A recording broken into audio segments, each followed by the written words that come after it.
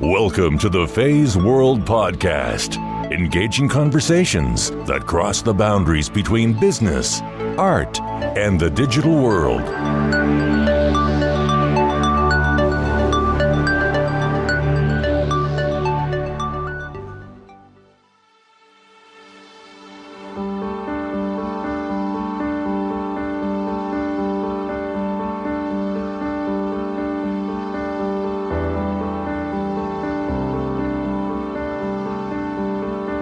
I just feel the audience, and you have to come out from your heart and explain it.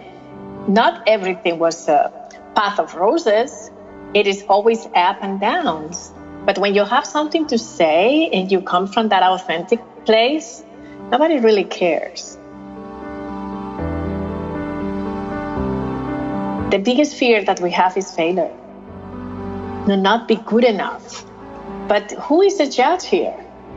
Because sometimes we feel that it's the outside wall, but in reality, we are the real judge. When you give up, you fail. But before to giving up, you couldn't fail because it's part of your journey.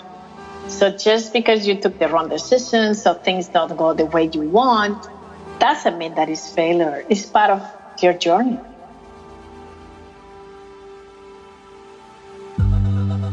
It's beautiful to just be present.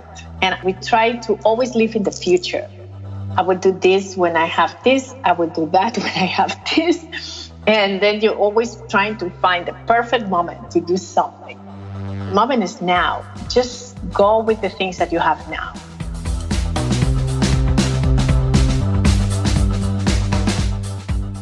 Dear Feisworld Podcast listeners, this is your host, Fei Wu, and welcome to a brand new episode of the Feisworld Podcast.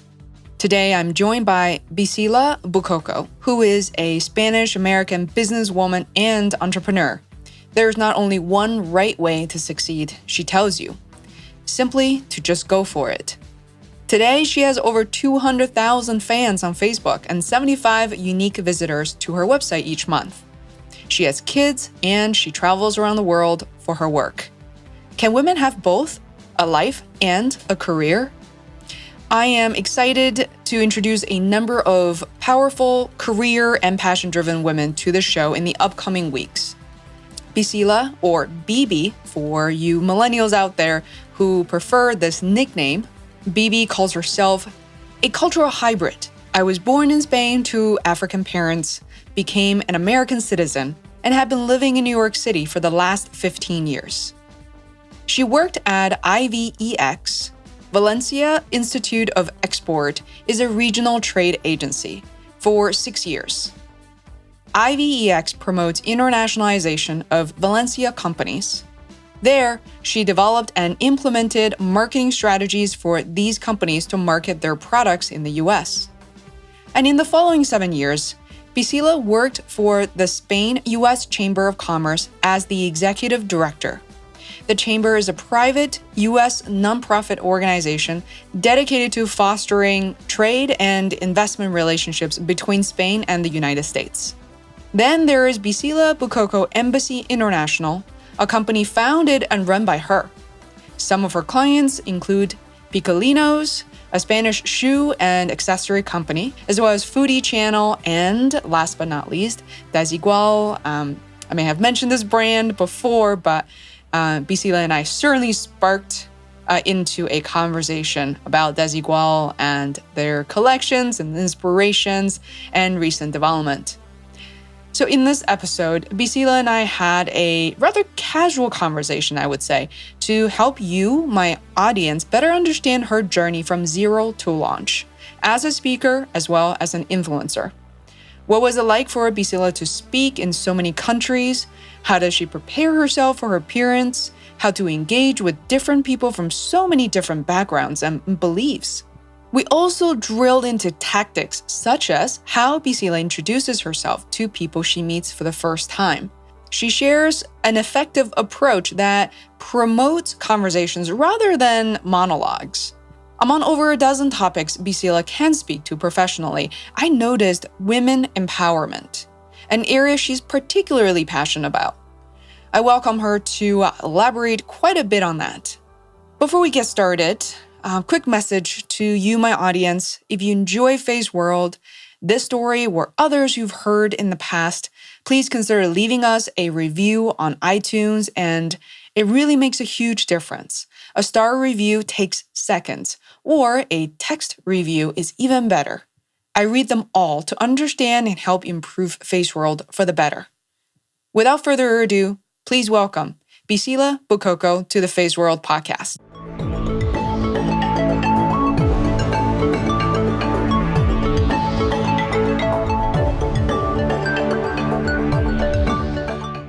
I'm interested in these days if you're at a social event, meeting people for the first time, whether it be at a bar or an event.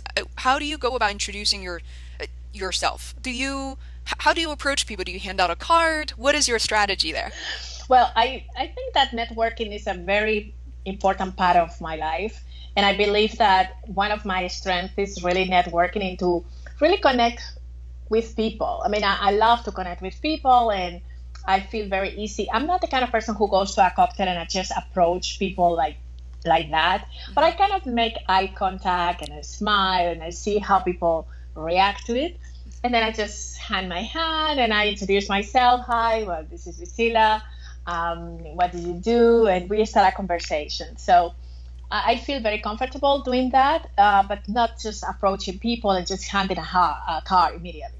Mm-hmm. I prefer to just have a nice conversation, and when this conversation it's comfortable and it leads to a situation that we both want to explore more about what is the relationship we're going to bring, it's great. Mm-hmm. And I found that many of my relationships come from this networking, either conferences.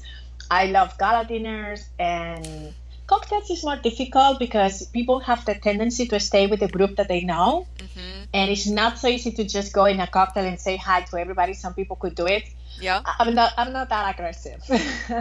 You're not that aggressive. I find that some more men tend to approach people that way, whether they approach male or female. Yes. And then some of that we joke around to say sort of a used, sort of a car salesman mentality that usually, hits you the wrong way, and, you don't end up wanting to talk to those people as a result of it.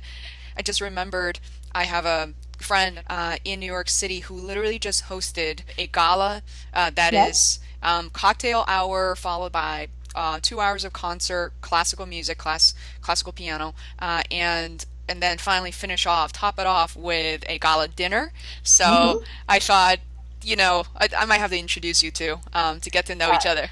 I would love that. Yeah, that's the kind of events that I really feel that are good, because also when you are in a gala dinner, either if it's for music or any kind of social consciousness event, it connects with people because you kind of go there to support this cause. Mm-hmm. So people is there for a reason. Even if it just invite you and you're just there to fill up a table, mm-hmm. normally you have a relationship with the people who invite you, and it's much easier to just do events. And I have actually friends that I treasure, and I met them in galas, and till this day we've been extremely close. Sometimes we didn't really have any kind of business together, but we help each other because each person has different connections that could be valuable to another. Mm-hmm. So I think it's great, and I think in America it's the place that I find that is the easiest, and people feel very comfortable to just meeting people, introducing people. It's very natural. So you find it natural for networking in the United States? Absolutely, and people is extremely generous, mm-hmm. and it's something that I really enjoy doing it. I mean, I love to introduce people, and sometimes it's great when you know that someone could benefit the other, even if it has nothing to do with you. It's a great energy that you bring to your life. So I really enjoy when you make connections and that connections work, because you know that two people who you know, they could be beneficial to each other. Mm-hmm. And I think it's great to just share with others, you know, your contacts. And when somebody said, I'm going to travel to this country, do you know anybody? Mm-hmm. I think it feels so good to know that a friend of yours is going to meet another friend, and mm-hmm. they're going to kind of feel better going to that country. It's a soft landing. It's interesting that you say that. And then also, I know with your personality, now this is our second conversation, that you have this natural vibe and also maybe the tendency to seek out those relationships and opportunities. I find it oftentimes with my guests now, we have, over 100 episodes, is that people who have lived overseas, meaning, overseas, not speaking a different language or the same language sometimes, that you almost, that you need help, right, to get through it all. Absolutely. Right? Yeah, I think it's the syndrome of the expat. Because you go to a new place and you have a tendency first to know the people who come from your country of origin, and you met these people. And also when you start meeting the locals, you want to kind of integrate other people that they came at the same time as you. And I think it becomes natural also because you realize how difficult it is to just find your place when you just move to a new city.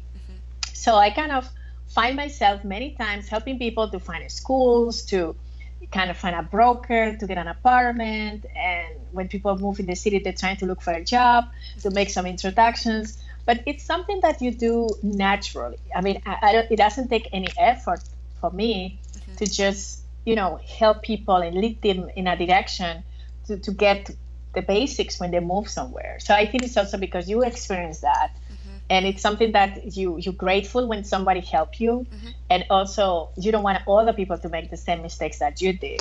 For me to come to New York was, extremely difficult to understand just the real estate game here, how to find a nice apartment, what kind of contract you should sign or not. So you kind of advise people what things really were difficult for you and try not to do the same mistake. Yeah, you learn so much in the process. I remember when I first came to the country, it's as silly and funny as it sounds. As a 17-year-old, I remember lining up in front of the single phone that we had at the high school dorm, and waiting in line with a photo, with a phone card, and we had to purchase at only certain convenience stores and have to dial 20 digits to get to our parents if they were home. If not, you got to wait in line again and do that all over again. All over again. Yeah, that's the world. I remember those days, and makes it so different. Now I watch a lot of international students literally just pop up in Skype or WeChat, and they're there. It's so easy. You FaceTime.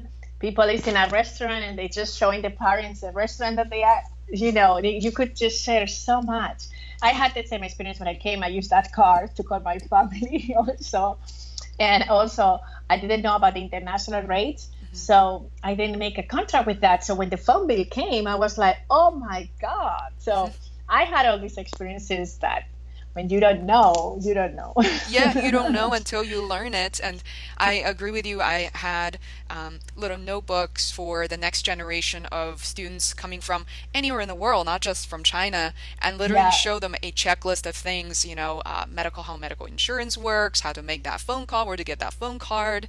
It's a very powerful thing because you happen to be in the business of, not just networking, but you were a perfect representation of the connection economy. You've done a lot as a speaker, and you also held a corporate job. So you sort of know, you're very familiar with both worlds. And precisely, I feel people in your position, tend to succeed and find this new approach as a speaker to be even sustainable.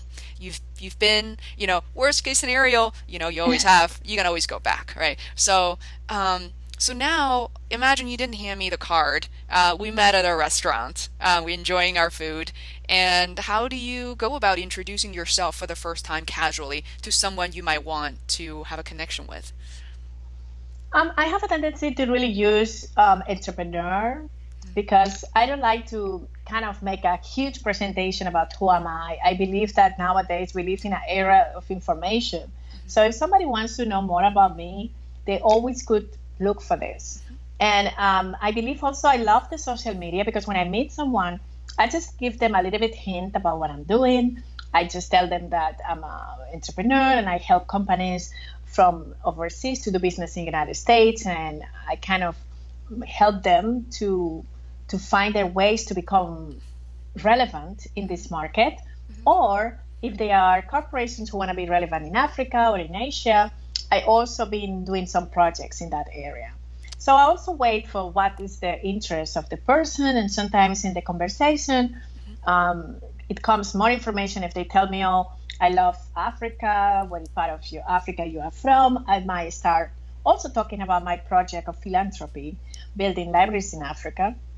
And, I just test the waters, because I also believe that it's good to remain humble and just give a tag. And my tag is entrepreneur. And sometimes I said, okay, entrepreneur, and now I'm getting to the speaking world. And you could just drop that line. And if somebody wants to know more, you let them know. And I have a tendency to always, when I come back home and I have all these cards, I just try to add them at least to LinkedIn. It depends on the situation. When the conversation was merely professional, LinkedIn at least. But sometimes it was very friendly. We spoke about kids, or we spoke about holidays. And when I see that, then I also like to put it in Instagram and in Facebook. And then it's when people really get to discover really who you are.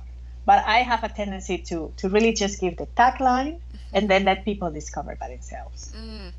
I love that approach. I have been observing, even among close family and friends, to the more extended network, such as colleagues and clients interacting with one another.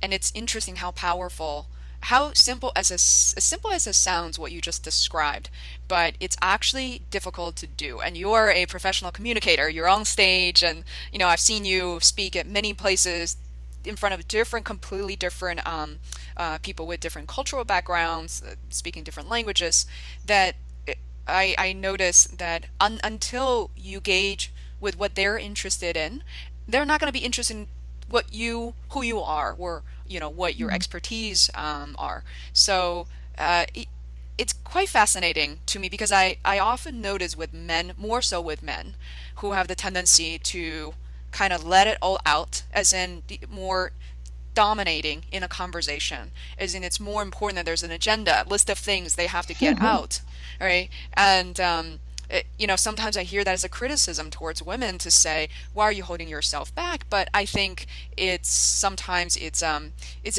bit of an extreme analysis, because women have the tendency to sit back, relax, and listen, and find the gaps in the conversation and seek out other people's interests. Like, what are your take on that? My feeling is, it's very interesting. I believe, and also when I work with women in empowering, I think it's good to sell ourselves. I don't think we should hold back. But I also believe that we need to find a line between our feminine side and our masculine side, because all of us human beings, we have to find this balance. And I believe that for females, it's really good to use our female approach. You don't want to show all your colors, all your cards immediately. That's how we are. So it's going to have to be a little bit this kind of let me discover. Even when you met this amazing guy somewhere, you just let him to discover. Also, like when we dress, it's good to show a little bit, but not too much. Or when you make makeup, if you're going to enhance your eyes, but not so much the lips, so you change. So you don't give everything boom like that. Oh, I like that metaphor. It's too much, So I kind of do the same to engage people, to be more interested. Because nobody really likes when somebody gets, say, hi, my name is this, and I do this, and I do this, and I do that, and I've been there, and suddenly so much information that it was not asked for. That what is the tendency is to believe that this person is arrogant, or is love so much themselves that they need to pour all that information. So normally it's not nice, because you have to kind of test the waters to see if this person is really interested in what I have to say. So you also have to be respectful with the other person. So when they ask you, you just give a tagline and you say, okay, that's what I do. And you let them ask you more. And the more they want to discover, then you reveal a little bit more. So I have a tendency always to be very sensitive and about with who I'm talking to. This is such a different approach compared to certain lessons that you may learn elsewhere, such as certain business schools.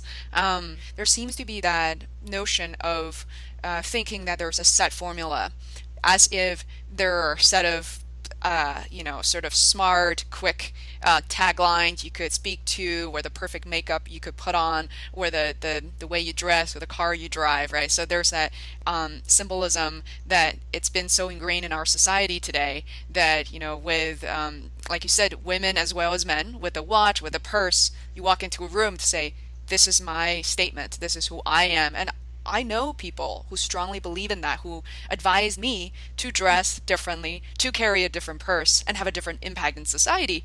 But I very much believe in what you said, because the power of vulnerability is often unsaid in a social situation, that when you walk into the room as if you're the most powerful person, it's not always guaranteed that's a very magnetic sort of social influence that you're expecting.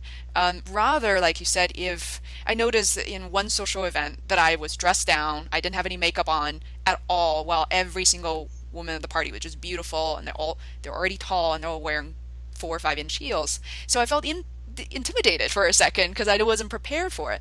But somehow there were many people approach me to have a conversation on completely different subjects and open up a lot of opportunities. So thank you for sharing that. No, I think so, because I think we live in an era that we're becoming more conscious about how important it is really to connect with people at the personal level. I think that I am in this age right now, I'm going to be 43, but I come from a generation that women have to always show something. We have to demonstrate something. The generation just before me, my mother, a lot of women didn't work. My mother always worked, but it was a lot of people who don't have this role model at home, that a woman who works. And I also believe that we kind of felt that we have to have certain look to show power, or we have to wear certain brands. And I completely, even when I did work in the corporate world, I was a rebel in this sense. I didn't want to wear just a business suit because I love dresses, and I am very open when it comes to style. And I was not the typical person who will be the CEO or executive director of a corporation. And a lot of people were confused because I was not kind of type. But I also believe that I'm interested on the person, and you have to be authentic. People could see when you're not authentic. I see a lot of people that because they have their insecurities, they kind of use too much makeup. They need to have the perfect day hair. They have to wear all these clothes to make a statement about how much is their income. And I find that I don't want to be really in that struggle. I really would like to connect with people in a personal level. And when you come from that area of just accepting who you are, I think that people also notice. You send vibes that you get connected to people because people really are looking for that authenticism. I think that's what people like. And even like a speaker, sometimes I just feel the audience, and you just have to see what you have to come out from your heart and explain it. Not everything was a path of roses. It is always up and downs. And people also want to know that. And people want to also know that, sometimes you don't feel so beautiful, and sometimes you don't get the invitation right, and you don't know what is the dress code, and you appear. But when you have something to say and you come from that authentic place, nobody really cares. Instead, we have a tendency to reject people who try so hard to show something, because you could feel that too. Yeah, and sometimes, you kind of block these people out of the way because you feel that they're not coming from that authentic place. And I think women, we should support each other and just help each other to come from that authentic place. I would never tell anybody how they have to dress or not, because each person knows how they feel good. You have to get up in the morning and look in the mirror and love what you see. If you're comfortable with that, it's perfect. Because people notice when you are comfortable in your skin. That's what people know. And when you're not, also, you see that. That's why sometimes I said, I prefer to be comfortable, because when I don't feel comfortable in the clothes, or you have these high heels that are really killing you, that you are in pain, even if you're trying to fake it, it's there. You feel uncomfortable. And you show on your face. And exactly. You piqued my interest when you said sometimes as a speaker, you walk into a room, big or small, you have to assess sort of the energy level of people in the room. I'm sure you're always prepared with a script, but sometimes you might have to alter the approach as a result of that. Is there something that from previous experience that you recall? I mean, at the beginning, I have to say that it was very intimidating for me to be in front of an audience. It's not something that came natural to me. I studied in the law school in Spain, and anytime it was an oral exam, I just didn't show up. I will wait till September to have the writing exam because I didn't want to face even the teacher alone. And if it was other students, forget it. And I was not this kind of a student who asks questions. And I didn't want to be seen. And maybe the fact is that when you grow up in Spain, like the only Black in the school and everywhere, so I tried not to be seen. So to speak in public, it's exposing myself, and I was very shy about that. So it's interesting because when I started in the Spain U.S. Chamber of Commerce, I have to start speaking in public, mostly to present the annual membership, the numbers to the board, and I have to kind of report what I was doing. And then people started to ask me, could you please explain us how to do business in the United States? So other chambers of commerce in Spain were inviting me to be part of, a group and explain them the tips about the market. So, but of course, it was things that I knew what to speak about. Mm-hmm. And then also people, they started to invite me to speak at the UN or empower women about things that I didn't really know how to speak about them. So I prepare myself. But I also have situations where I was not prepared, and audiences that were completely different. I remember in Rwanda, I was supposed to speak for the International Women's Day, and this audience was extremely, I would say, skeptical. Who is she? She's coming from where? And all these women were victims of the genocide in Rwanda. So it was very hard to connect. In the first few minutes, I was really trying to get the nice smile in the face, but for them it was like, what is she telling us? And at some point, I realized that what it was missing, I should not just come there and explaining how great life is outside. So now I have to connect in the heart level. So because they were very young, and some of them, they lost all their families, I just start hugging them. And the whole room changed. The whole thing changed because I started like, you know what I want from you guys? I need a hug from all of you. And then everybody lined up and they got hugs. Mm-hmm. And then everything was like great because then I realized that I should not be just speaking. It would put everybody in circles, and it was this kind of conversation, not me from here to there. Mm-hmm. So it really depends. In some places, they expecting you to be an expert in something. So then it's a completely different setup. Mm-hmm. So then you're in the stage, you are explaining from your experience, and people are interested in that. So I learned to connect, and not always I get it right. Sometimes when I finish, I just have this feeling like, I don't know what they got out of this, And then you see, because people come back to you and they said, okay, this was very inspiring for me or not, or I connect with you at this level. So you learn by the experience, but it's not always so easy. It's kind of an agency thing. You get into that rooms and you just kind of feel it. And it also changed from one country to another. And when the audiences are women, or when the audience is men, and it's people who are very accomplished and they achieve something, so you just kind of be prepared. But sometimes you might have surprises because the cultural differences that you could not plan. And also there's so many people in the room, anywhere from what I can see, could be dozens to hundreds to thousands of people. And you can't satisfy everybody. And we learned this when we're kids, right? You can't make everyone happy. So how do you, I think you really explained it very well in terms of how you temperature check the room, how you best prepare yourself and others. How do you yourself see the success that you have obtained? How do you either, I don't like the word measure your success necessarily, but how do you walk out of a room and thinking, wow, that was great. I gave everything I could, or what is that? What does success and sort of pleasure. Yeah, I'm very hard on myself, and I realize that sometimes I have to be a little bit more gentle because I have a lot of expectations. And sometimes it happens that you get to a room and you expect a lot of people, and it might not have a lot of people. And at the beginning, that was like, oh my God, because you have prepared like a very powerful speech, and it means that you need the energy of a lot of people to go there. Yeah. And then when you get to the room and you realize that, oh my God, there is only 30 people, and because you were already prepared for 300, you know, people could notice that you kind of, you deflated. Yeah. Exactly.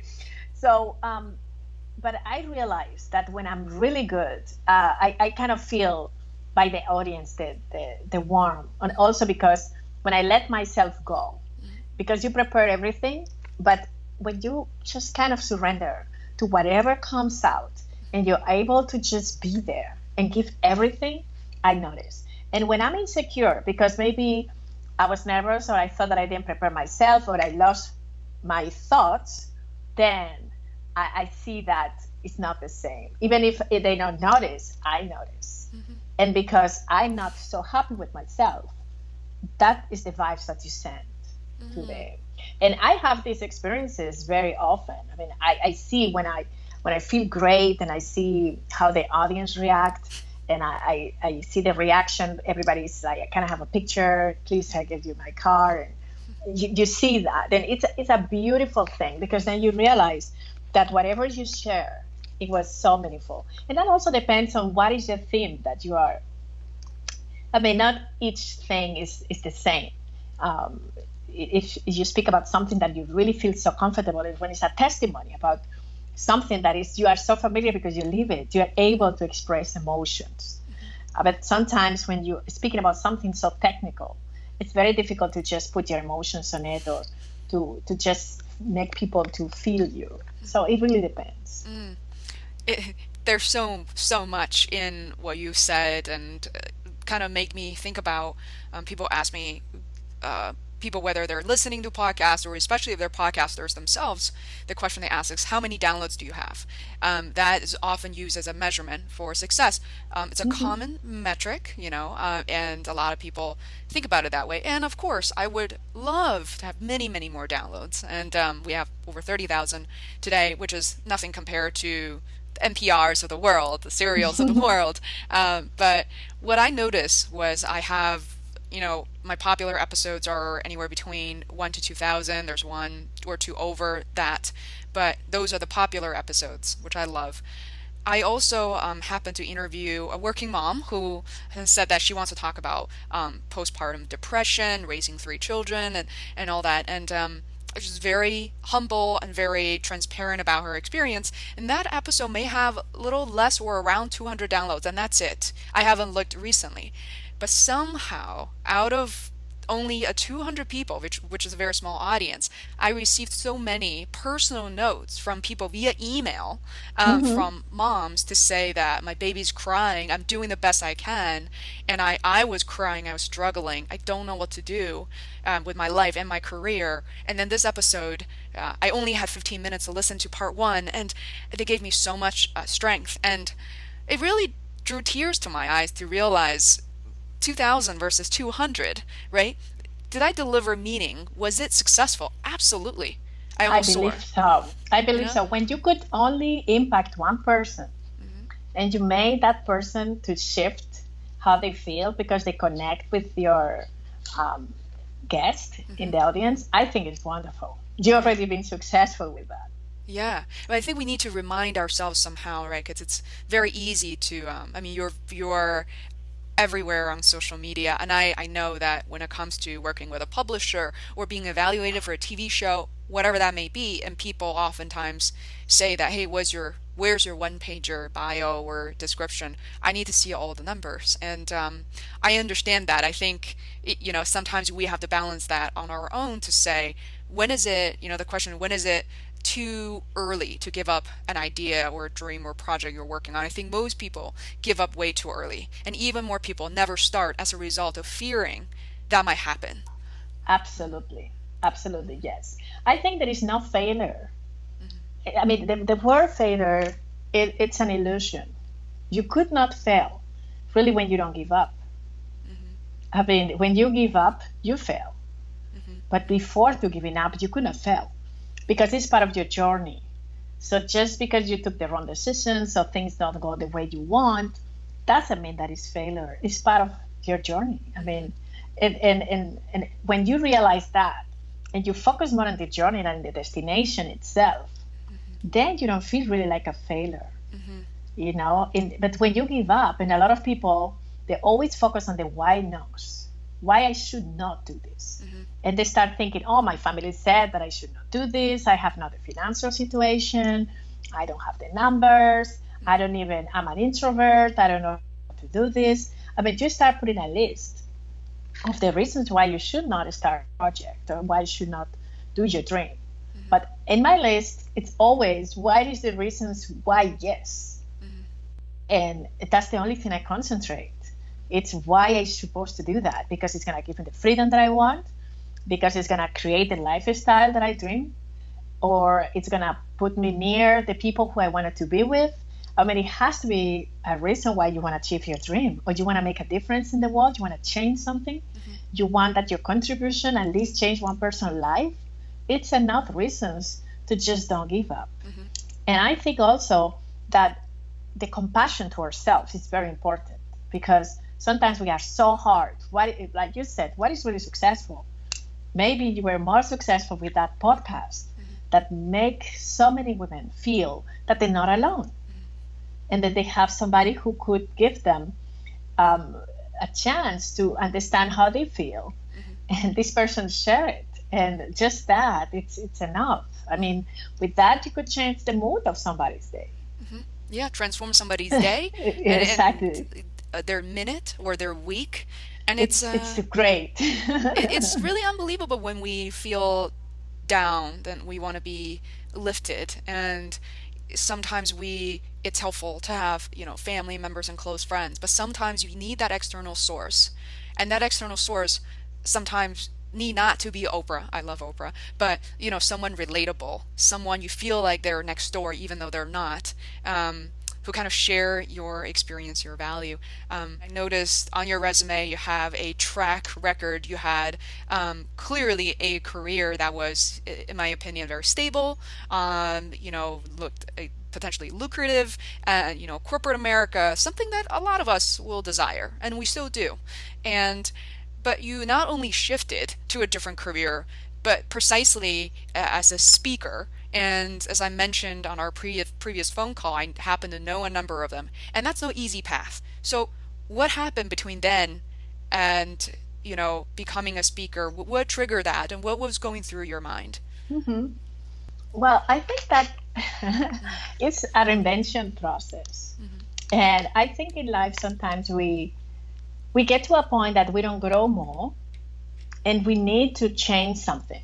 So I always felt that when I had reached a point in my life that things were okay, but they was not growing, and I don't feel like energy to continue to do what I was doing. I don't feel so excited in the morning. Then you need to change something. So I was able to recognize that later.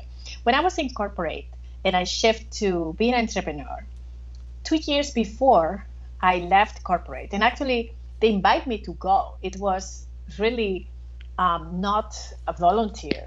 I didn't volunteer to leave.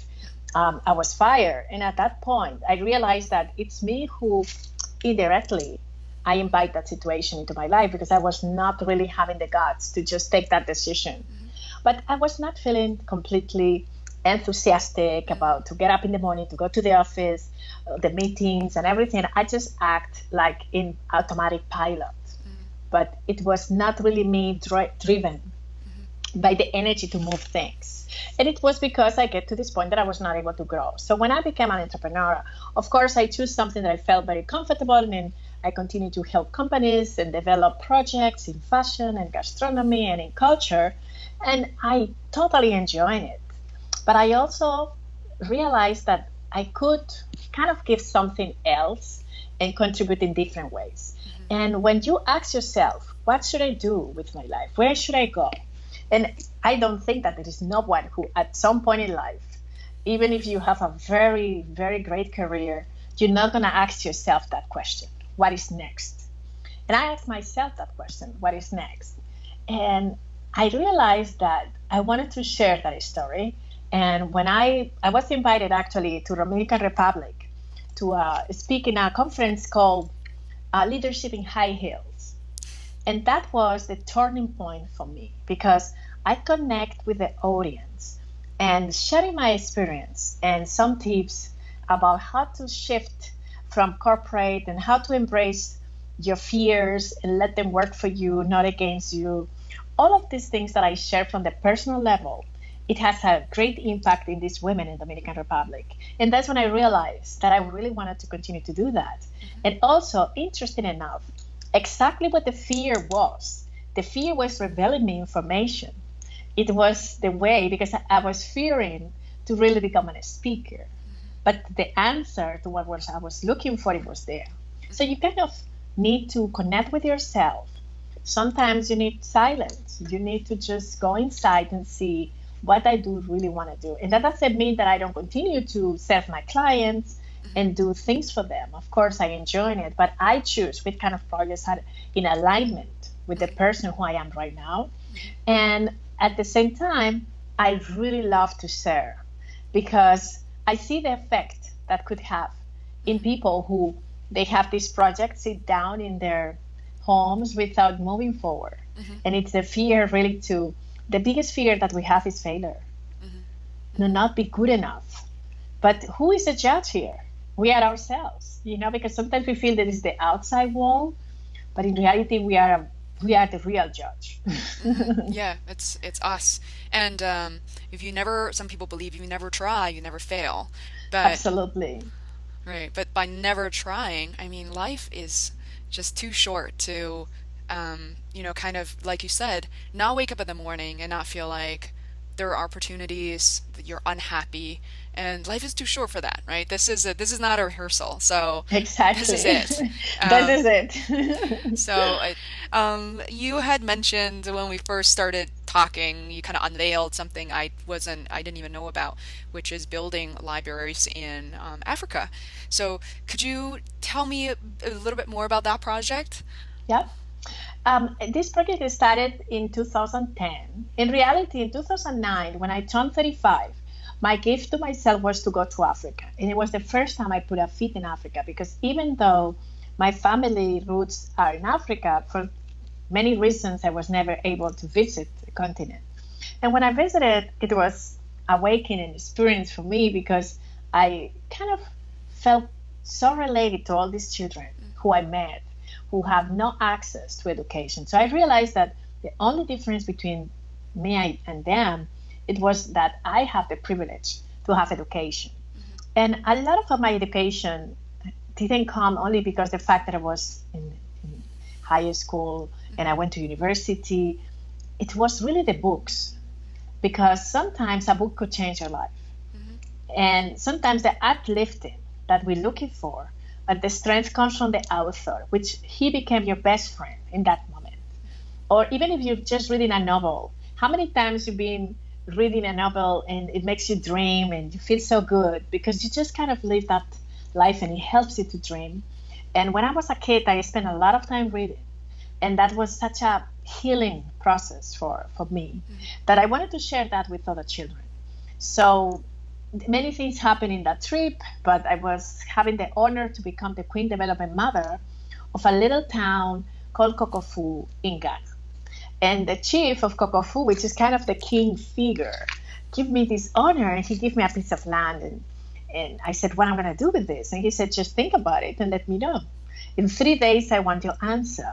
So when I was thinking about it, I realized that, what really, really has been part of my life always is a book. And I have a huge connection with books. And the books actually were my channel to Africa, because the reason why I knew so much about Africa was because my parents have to compensate that lack of me visiting with books. And that's what I wanted to do with them, that also they could travel with the minds like I did. Before I came to New York, I read a lot of things about New York City. Of course, you have the movies, but a book could just give you so many details. And I also traveled many times to Africa through books. And it was a very amazing experience to me because the first library was in Ghana in this particular town. But then from there, we went to Kenya, to Zimbabwe, to Uganda, Equatorial Guinea, Nigeria. And it has been an amazing, amazing journey. Wow. So, how did you connect with others and being able to transport the books over, and how did the kids react? I mean, are you still in touch with anyone there? Absolutely, all the time. The first experience was in Ghana, and I have some volunteers who were librarians in New York City. And we just shipped the books because I met somebody who have a little kind of a wholesaler where we could put all the books together, and 2 times a year that we ship them to Ghana. And we create an agreement to do that. And I create like fashion shows in New York where the ticket was to come with books. So people could come with a book, and with these books, we send them. And also people start to calling me and tell me, oh, I have books at home. Like I have a call right now from somebody who has 100 books. The city hall in Marbella in Spain gave me 20,000 books. So I put them together and I send them to different places. I got books from Belgium, and I would send them to French-speaking countries like in Senegal. And I'm in touch with the schools also because the first experience was building the library by itself from the scratch. And it was very difficult. Then we decided to partner with the schools, and the schools who have not a library and they are in very rural areas and kids don't have access to books, that's where we like to go. So we kind of have connections, and we have a great help from the community because it becomes a project with the community. We don't like that the library is something that we just impose. No, we like to be with the community, and it's a great affair because everybody loves to touch the books, to read the books. I have beautiful experience like in Zimbabwe. The kids, we gave them a stack of books, the best students, and they were their books. And they said, oh, we never owned anything. This is the first time we own something. So it was a beautiful experience. And then they know the concept of borrowing, to reading, to share, and to talk about it. And it's beautiful to experience. And I have wonderful friends who help me. And sometimes even they bring it in the luggage themselves. Sometimes people, in Kenya, for example, we did not have a way to get to the east side of Africa because I didn't have a transportation partner there. Wow. But everybody brought books, and we have like 7 people who went there, and everybody carried books. In Zimbabwe also, we have this experience. So it's been beautiful. So books is such a powerful thing, with my background, especially in China. It's something that not only we owned, but it's also kind of a symbol that we have at home. You go to homes where, I remember shopping for furniture for our new house, 10, 20 years ago. The first thing my parents had on their list were bookshelves. Not a single shelf, but shelves. So my parents had their own offices in our home. So my dad had to choose his own bookshelves. My mom had a slightly different styles for hers, and literally this. My entire life that I, have the years I've lived with my parents and the places we moved to, typically in their offices, at least one side of the wall is covered. And oftentimes we have a separate bookshelf for our living room as well, and that covers one side of the wall. And then I don't know whether that make my parents sound snobby or not, but if we happen to go to a home with no books or only, pictures of themselves, like host selves, and we use behind their back, we're like, well, what's wrong with that? There are no bookshelves in their home. What's wrong? I do the same thing. There's nothing wrong. Thing I look when I get to visit somebody. I like to see their library. I will spend a few minutes just looking at that, because also the kind of books that they have, they reveal a little bit what kind of person it is. So I think books are very interesting. How we treat them and the connection that we have with them.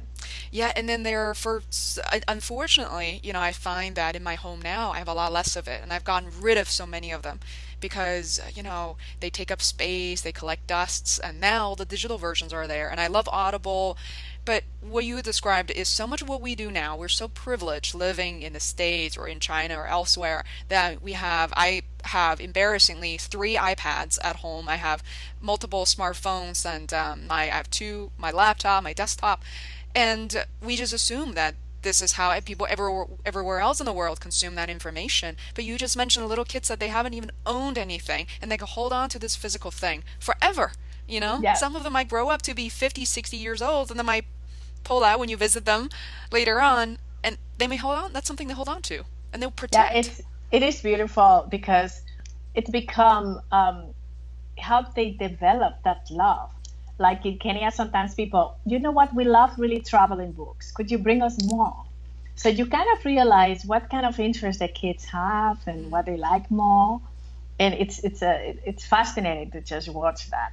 Things that we already don't value so much, for them, it's luxury. Wow, it's a luxury. And yeah, that exchange, there's so much they're learning just through that experience. Wow, I didn't.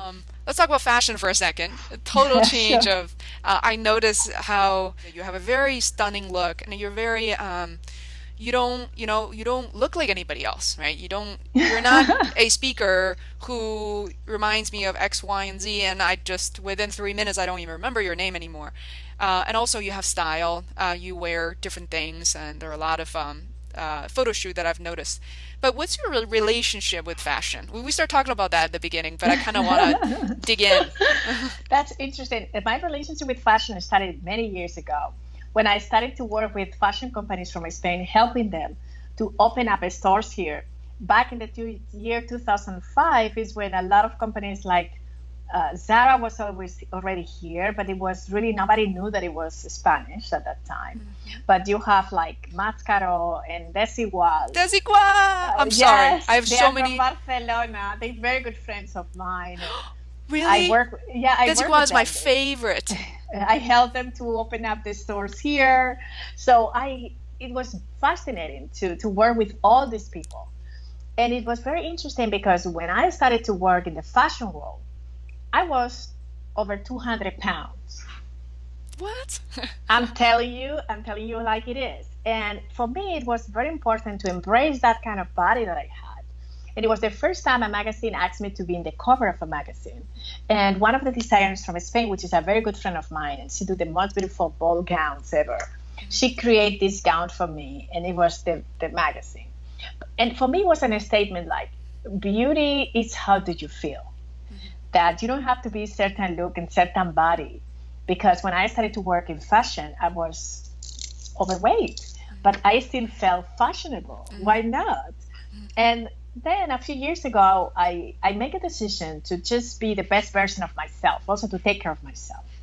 And to realize that something must be in me, that I have to deal with my emotions and to connect with myself because, I was overeating and I was addicted to sugar. So I have to go through that experience. But I'm glad that when my connection with fashion started, I was not the typical fashionable person.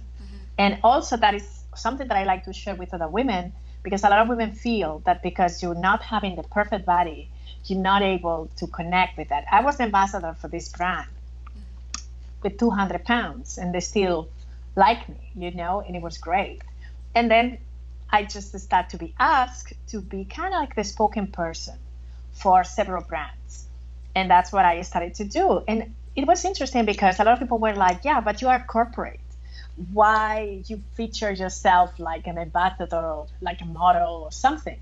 I said, I don't see a disconnection there. I kind of feel like you could do anything you want. There is not certain standards. And for me, beauty is completely democratic and everyone should feel great, with their bodies. So that's what I also make that a statement. That is no particular way to look. And I absolutely love fashion. And I also believe of fashion like a channel to empower particular women because through centuries, it was the way that we communicate. And even when we broke with the corset, it was a statement to say we don't want to be constrained by, the rules. We're going to break the rules. Yeah. So I think even when the first time that women wear pants, it also was a statement. So fashion is also a way for us to communicate, to make a statement. You named several brands, and I'm very into fashion. More so in the past, perhaps before I started freelancing, and I don't know. I feel like I don't need as much the retail therapy as I used to, but I'm happy and with myself and feeling confident inside and out.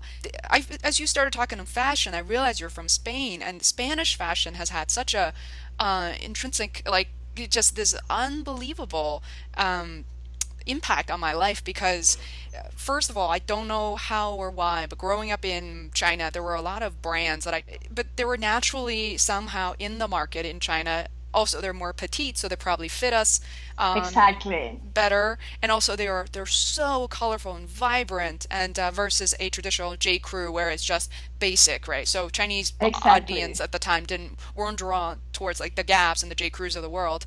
So with that said, I had um, a, a, a young gentleman that I know traveled to Spain for high school exchange many years ago, and he came back. He came back with these unbelievable Desigual shirts, and he purchased maybe two, three, and he was wearing them. And I got really jealous, and I started looking. This was maybe 7 or 8 years ago, and they were not in the U.S. until maybe a few years later. I discovered them at the They LA. opened up in 2008, actually. 2008, 2009 is when they opened the store in Soho.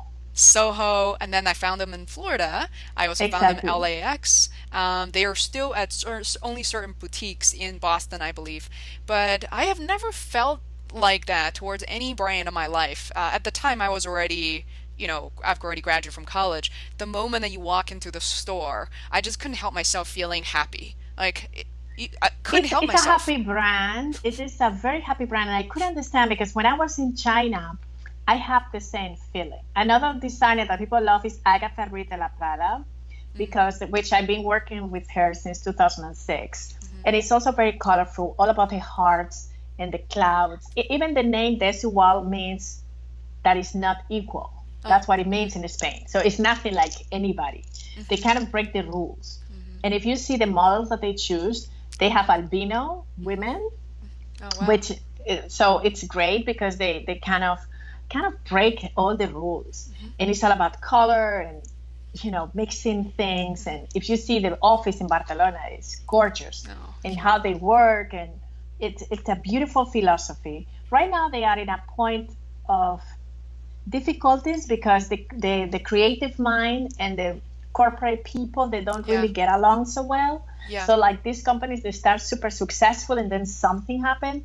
So I don't know what is going to be the next term, but they did things amazing.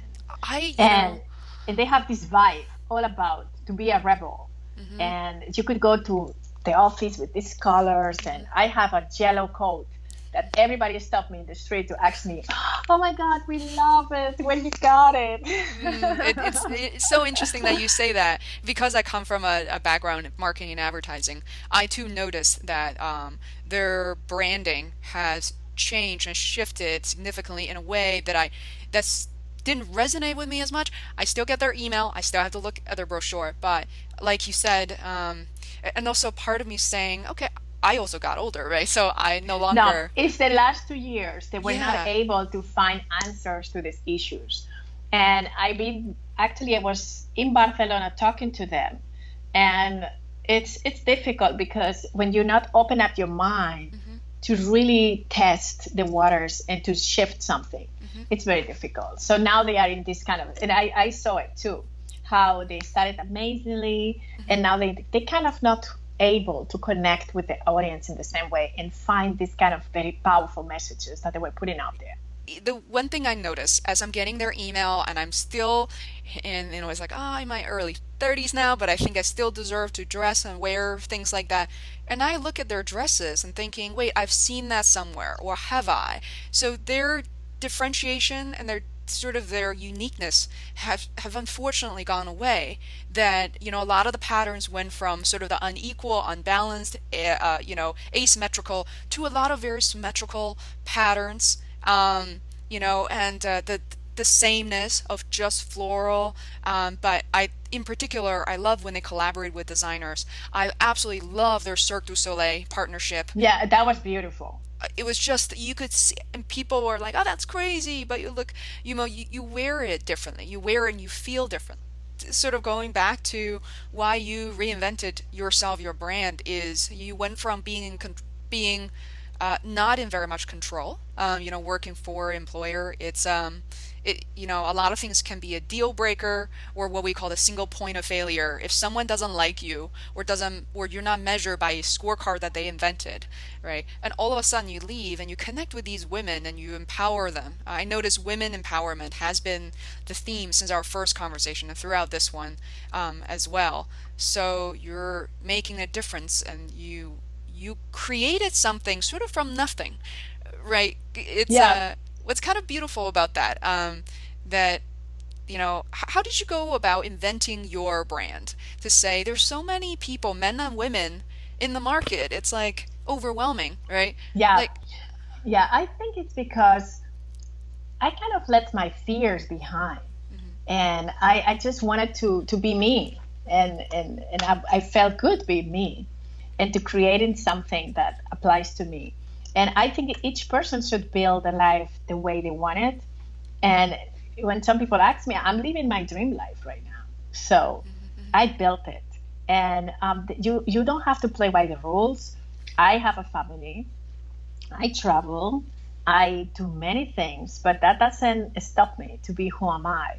Because I also love to be a mom. I also love to be a daughter and a sister and a friend of my friends and a granddaughter, all these roles, a wife. It's beautiful to just be present. And I felt that a lot of women, we try to always live in the future. So we could not have time to really create who we are because we're always thinking in the future. I would do this when I have this. I would do that when I have this. And then you're always trying to find the perfect moment to do something. When there is no perfect moment, it's now. I mean, if you're trying to find the perfect moment to have kids, the perfect moment to put your company together, the perfect moment to travel, the perfect moment to get married or to be financially settled, the moment is now. Just go with the things that you have now. And things will fall in place. I mean, it's all about to just let the process to work by itself. And you're just active. Of course, it's not just to stay there, but you build. And that's how I built my brand. Just based on who am I and make the statements. I was not really trying to build them for anybody. I was just putting my own lifestyle together. And when I was building it, I have audiences trying to kind of emulate the same or admiring what I was doing. And that's how basically it started. So speaking of your audience and followings, you have an impressive amount of fans on Facebook, nearly 250,000, and also many of them, are also there on Instagram, on Twitter. So what are some of the things that you learn from either your fans or your live audience? What do they take away the most? What are their favorite topics that you share? It really depends. And actually, from one platform to another, I have seen, before I used to have somebody who take care of my social media. And a few years ago, I kind of took it back because I wanted to really feel my audience and see what they really like and be more in touch with them. What they really love is the engagement, that you have the time to really connect with them and that I'm present. And also, I think that they really like the fact that I am the way they am. So when they meet me, they don't see a different person. And that it's okay. Sometimes I don't have completely makeup. And, I'm just eating ice cream with my kids and I just share that part of my life. Other times I could be in a speaking engagement, but I'm a normal person. So they could feel related to that. And I think really that's what the audience really want, that first of all, you take the time to thank them when they have a nice comment, and I try to be as engaging as possible. And I kind of dedicate like 1 hour, 2 hours a day to kind of take care of that. Wow. And they really value that because they are the really people who are building your audience, and they also speak about you with other people. And I owe them so many things, so you and also I learned so much, and I love to meet them in person. So it's a beautiful thing to just connect with them. And I connect also with other women who were doing different things, and they kind of reach out for projects. I also reach out to other different people. I love LinkedIn. So that's why I'm always responsive. And that's one thing that people are very scared about the social media, and they kind of guard it. Oh, but what about your private life? I don't show something that I don't want to show. Nobody has to enter in my kitchen and see what I'm eating, So you kind of reveal whatever you want to reveal. But I think also people feel more connected when they see entrepreneurs that have a normal life. Yeah. And they kind of feel that they could connect with that person. And also that person was a normal person. When somebody from my school talked to me in social media and said, oh, I know you from the school, it's great that you also maintain your people. And that's what the audience really want to see. Who are you? It's interesting that it's like different brands of makeup, or even I used to work on different shampoo brands, and then there's the magical scale. We do the 2x2. It's that the formula is magical. You can never feel behind the scenes. Then you'll never know what they're doing, but just trust the brand. You use it, your hair is gonna look gorgeous. Versus Dove as a brand, it's completely opposite of that. To unveil everything. This is backstage. These are real women. As an entrepreneur, I find that if there were a makeup brand, I would probably align you with Dove, because what you're saying is that you're making this accessible and possible. And instead of saying, look at my Birkin bag, you can't afford that. Look at my car, that's not you. But you're opening up your backstage to say that, hey, look, this is real life and this is who I am. This is something you can do too. And you're not threatened by people who are maybe want to try to do what you do. And I love that. I love that. I was thinking, some people, actually, it was very funny because some people said, when my team would say, oh, they copy me all this. I said, this is amazing. We're doing something great. When I see that people follow, it's beautiful. It's a confirmation for me that you're inspiring somebody. So it's wonderful. Yeah. And I also believe that when you're really comfortable being you, you not really feel that nobody's going to take nothing from you. Yeah. I have my own space, and this chair where I am right now, nobody else could come and sit down right now, right? So why are you supposed to panic about what other people do, say, or feel that they could do? So that's why I also, when you own yourself and you kind of honor who you are. This is wonderful. Thank you so much for having me. I truly appreciate it. You're also part of this movement to share, because through what you're doing, I'm sure that so many people who are scared in their corners, trying to think what they're going to do, they're just listening to anybody, any of us, and something just wake up in them and helps them to move forward. Yeah. So I think that is also a beautiful, magical, work. You also kind of feeding spiritually and motivating a lot of people. So it's beautiful. Thank you so much.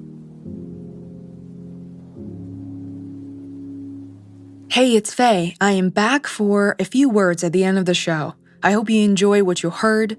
You can visit us online at feisworld.com, or social channels such as Facebook, Twitter, and Instagram, also under Feisworld, to keep things simple.